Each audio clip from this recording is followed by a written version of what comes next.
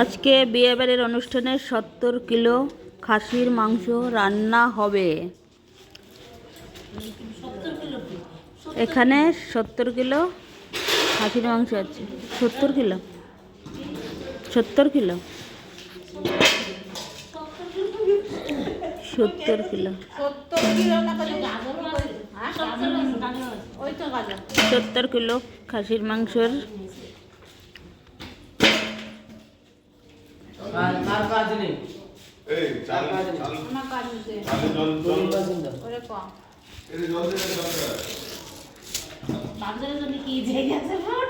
পনির পাচিনতে হবে আর হবে অল্প কটা কাটতে হবে।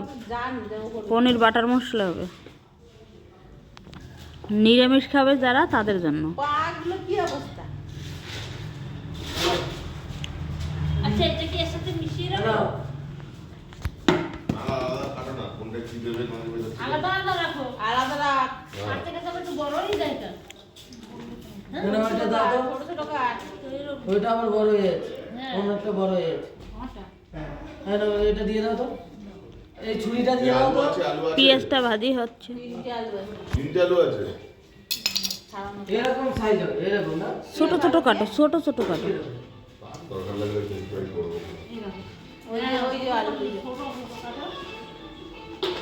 আর একটু ছোট কাটো। এই ছোট দেখাই দিল, এই এবার বড় বড় কাটছে। হ্যাঁ, ওই তো আবার বড় হয়ে গেছে। প্রথমে পেঁয়াজটা ভেজে নেওয়া হয়েছে, এবার রসুন বাটা দেওয়া হয়েছে।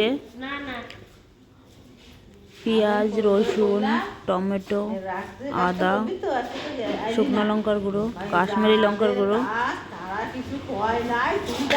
তারপরে নুন, হলুদ দিয়ে ভালো করে মশলাটা কষিয়ে নেওয়া হয়েছে।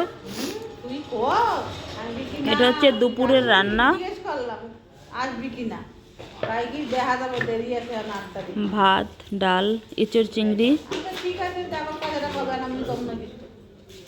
আর হচ্ছে কাতলা কালিয়া।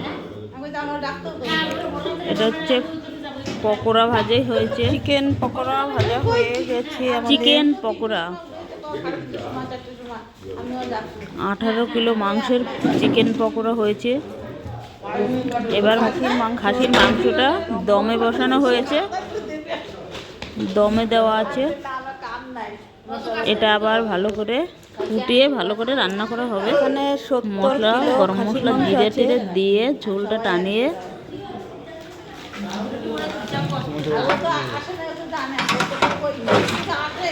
আজকের মাংসটা খুব ভালো। খাসির মাংসটা একদম ছোটও কাটে নাই আর বড়ও কাটে নাই। আর মাংসটা বেশি বয়স না খাসিটার, বেশি বয়স খাসির মাংস হলে না ভালো হয় না, খেতে ভালো হয় না। এটা খুব ভালো হবে।